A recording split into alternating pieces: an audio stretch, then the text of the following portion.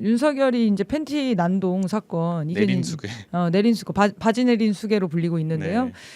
정말 끔찍하지 않습니까? 저는 근데 변명이 너무 웃긴 것 같아. 체온 조절을 위해서 수의를 벗고 지낸다는 거잖아요. 우리 구치소 전 수감자로서 어떻게 생각하십니까? 있을 수 없는 일이.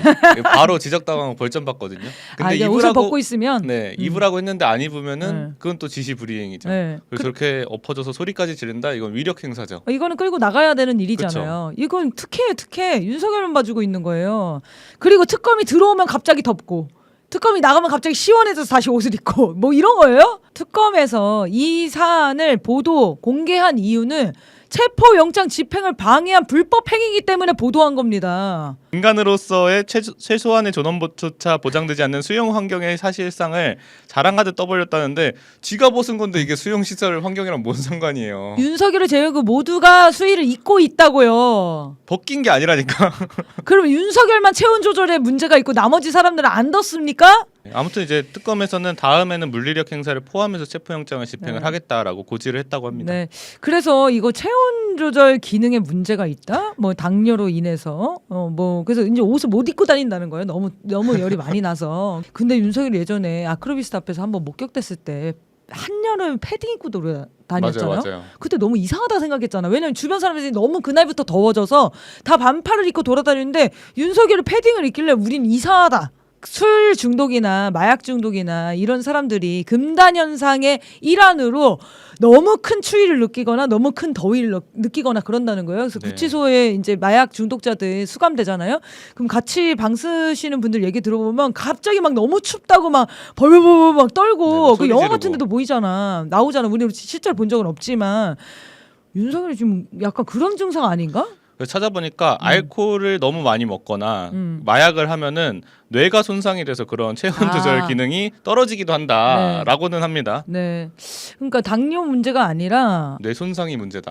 지금 정신이 진짜 문제네. 정신이 문제예요. 김건희 얘기도 좀 해볼까요? 김건희 비화폰이 확보됐다라는 얘기가 있었는데. 네, 최혜병 특검이 김건희 비화폰과 기록을 확보를 했었는데 이 비화폰은 초기화된 깡통폰이라고 밝혀졌습니다. 그러니까 뭐 안에 뭐가 있는지 이제 더 파악은 해봐야겠지만 일단 다 초기화하고 들어왔다는 거죠. 네, 그래서 이것도 이제 증거인멸 추가권 떴고요. 네네, 그렇죠. 아니, 그러니까 이게 풀어놓으면은 계속 증거인멸 하는 거예요. 이런 거 하나씩 잘 포착해서 나중에 처벌하면 됩니다.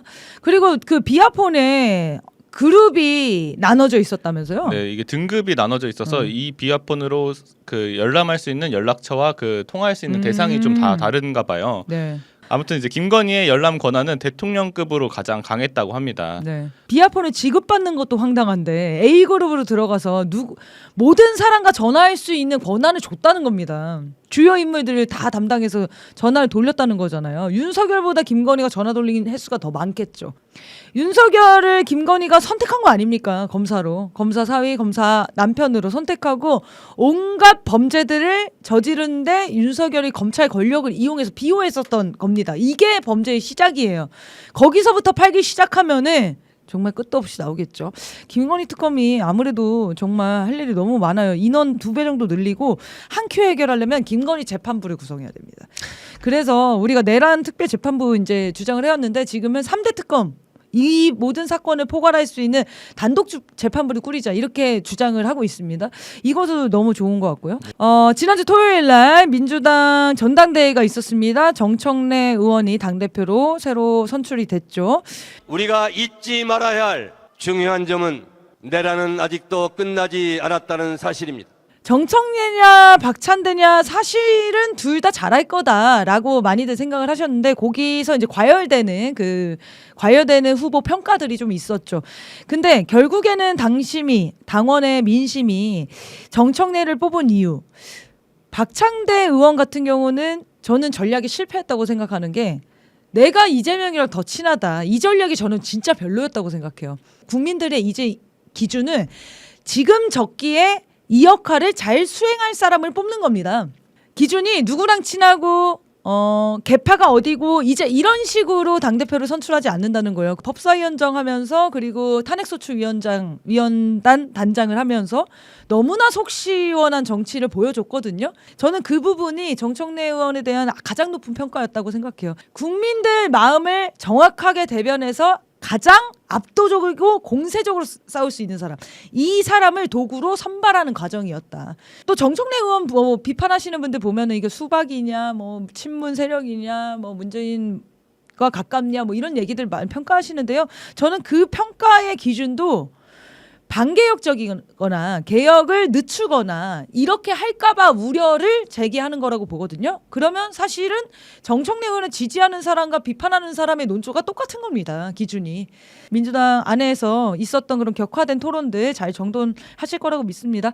자, 이제 민주당 당대표 선거 끝났으니까 이제 하기로 했었던 거 다 이행을 해야겠죠. 하기로 했었던 거 한번 싹 정리 한번 해보겠습니다. 네, 일단 국민 정당 해산 심판 청구법 만들기로 했었고요.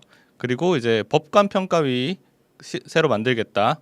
그리고 이제 검찰 개혁도 이제 검사를 파면하는 것도 넣어서 만들겠다. 검찰 개혁법. 네. 그리고 제일 중요한 거 특별재판부 설치하기로 했고요. 내란 특별법 만들어서 직위원 배제하겠다. 김건희 특검 연장하겠다. 조희대 국정조사하겠다.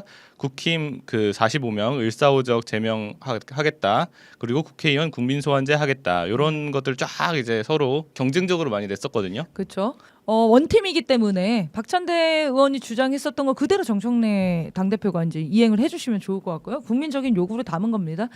이 한겨레 성한용 있잖아요. 이 사람 이거 절필 좀 하면 안 됩니까? 네, 욕 먹고 싶어서 환장한 사람인데요. 이 사람이 이제 정청래 당선과 지금 국힘당 전당대회 당대표 선거를 보면서 이런 논평을 했어요. 정치의 목적은 국민 통합이다. 국민은 갈라져도 정치는 통합해야 된다. 지난 몇 년 동안 우리 정치를 지배해온 윤석열, 이재명의 적대적 공존 시즌 1이 정청래, 김무수의 적대적 공존 시즌 2로 이어지는 셈입니다. 이거 읽고 진짜 미친 줄 알았어요. 진짜 미친 네. 것 같아요. 윤석열, 이재명이 어떻게 적대적 공존입니까? 윤석열이 적이지. 윤석열과 국민의 싸움 아니었습니까? 말 같지도 않은 소리라고 그럼 있어요. 죽이려고 안 하죠. 그렇죠. 공존인데. 공존인데 같이 살아가지고 영원히 해먹었어야지. 왜 죽이려고 했습니까? 그러니까 얘 혼자 지금 내란을 안 겪은 것 같아요. 글을 읽어보면은. 팬덤 정치와 혐오의 정치가 횡행하며 우리는 심리적 내전 상태에 들어갔었대. 이대로 가면 정치가 붕괴할 수 있다는 거예요. 정치는요, 윤석열이 계엄을 때리는 순간 붕괴한 거예요. 계엄 해제가 의결되고 국민들이 직접 정치에 뛰어드는 순간 정상화됐습니다. 그러면서 정치인의 역할이 중요하다. 정치는 국민이 하는 거라는 말이 있는데 틀렸습니다. 아, 이렇게 말하는 사람 진짜 처음 봤어요. 정치는 정치인이 하는 겁니다. 성한용 이분 진짜 뭐예요? 뭐 하는 사람이야? 왜 이런 사상을 갖고 있어? 이게 민주주의 완전 반민주주의 세력 아닙니까? 조선일보도 사실 이렇게까지 안 쓰거든요. 정치는 국민이 하는 게 아니다. 정치는 정치인이 하는 거다. 국민 니들이 뭔데? 틀렸습니다. 네가 뭔데 나보고 틀렸다고 틀렸다 말아 얘기를 해. 내란당 상황도 좀 보죠. 여기도 지금 그 당대표 선거하고 있죠. 일단 김문수가 가장 지지율이 높습니다. 가장 지지율이 높은 사람의 주장은 어떻습니까? 네, 그래서 범죄자 이재명에 대한 재판 재개 투쟁을 전개하겠다. 네네. 야당 말살 내란 특검 저지 투쟁을 하겠다. 네. 싸울 줄 아는 사람, 싸워서 이길 사람, 김문수가 앞장서겠다. 이런 네.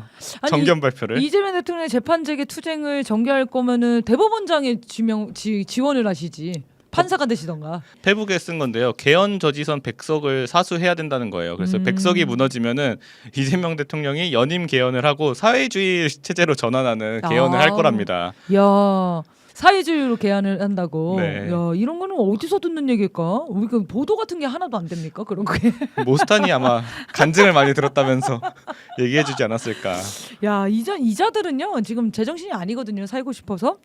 자, 근데 이렇게 주장하는 자가 지금 당내 후보 압도적 1위, 압도적 1등입니다. 1등이라는 네. 거고요. 자, 그나마 정상으로 보이는 안철수. 안철수가 가장 정상이라는 게 너무 놀라운데 국민의힘의 비전은 무엇이겠습니까?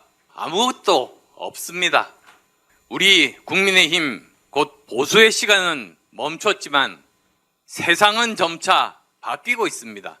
거대하고 파괴적인 파란 불길이 대한민국을 휩쓸고 있습니다.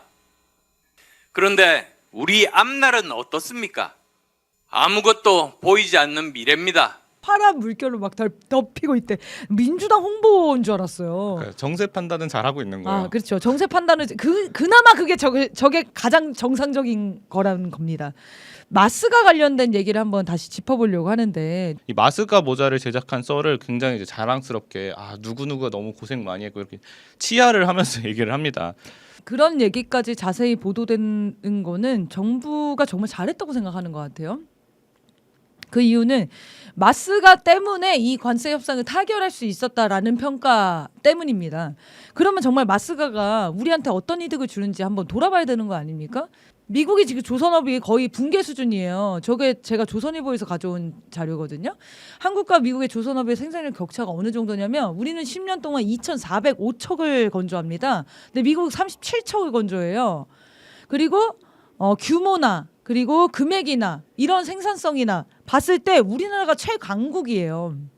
자, 그럼 미국이 조선업이 완전히 붕괴되고 망했는데 미국의 조선업을 부활시켜주기 위해서 우리나라 조선업계가 진출해서 거기서 배도 만들고 기술도 이전하고 이런 걸 한다는 거 아닙니까? 그러면 돈을 우리가 받아야 되는 거잖아요.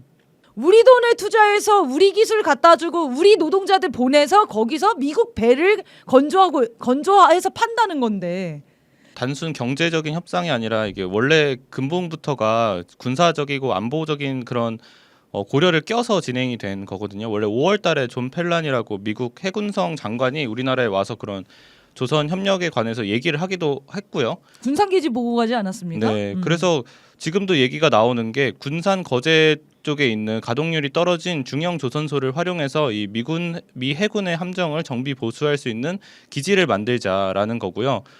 그리고 그거를 평택 미군 기지처럼 미국이 운영을 주도할 수 있게 특화 조선소로 마련하자라는 네. 안들이 나오고 있습니다. 하나는 미국의 조선업 거기에 투자를 하겠다고 한 거고 하나는 우리나라 군산의 기지 이 기지도 미국의 함선들이 들어와서 정박해서 수리할 수 있게 그 구조를 만들겠다고 한 거예요. 그럼 미국이 자유자재로 들어왔다가 나갈 수 있는 거잖아요.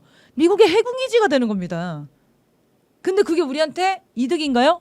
무엇보다도 중국과의 관계가 굉장히 안 좋아지겠죠. 당연하죠. 군사적 위기만 고조되는 겁니다. 나는 이 협상단도 진짜 문제가 있다고 생각해요. 그게 전혀 부끄러운 줄 몰라요, 지금. 수치스러운 일인지를 몰라요. 우리 국민들이 모욕당한 일이거든요, 이거는. 자, 그리고 농산물 관련해서도 지금 원래는 미국 사과가 들어온다 이런 얘기가 있었는데 요거 싹 사라졌잖아요, 지금. 네, 쌀 소고기 막았다고 자랑을 많이 했는데요. 사과를 막았다는 얘기는 없거든요, 지금. 그래서 다른 합의가 있지 않을까라고 의심을 받고 있습니다. 근데 여기서 들어오는 사과가 문제가 있죠? 네, 요 사과가 요새 미국에서 밀고 있는 깎아도 3주간 그 색깔이 갈색으로 갈변하지 않는 그 GMO 사과가 있다고 합니다.